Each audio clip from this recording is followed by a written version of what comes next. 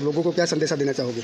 लोगों को तो यही सभी भाइयों बहनों को सभी को यही संदेश देना चाहता हूँ कि जो 50% 60% मतदान हो रहा है, आप सभी जाइए। सभी वृद्धों को, सभी भाइयों को, सभी बहनों को, सभी को कह रहा हूँ कि भगवान का मंदिर वाणिज्य का पुजारी हो कि आप सब जाइए और अपना मत अधिकार का उपयोग कीजिए। मत अधिकार का उपयोग करेंगे तो लोकतंत्र मजबूत होगा।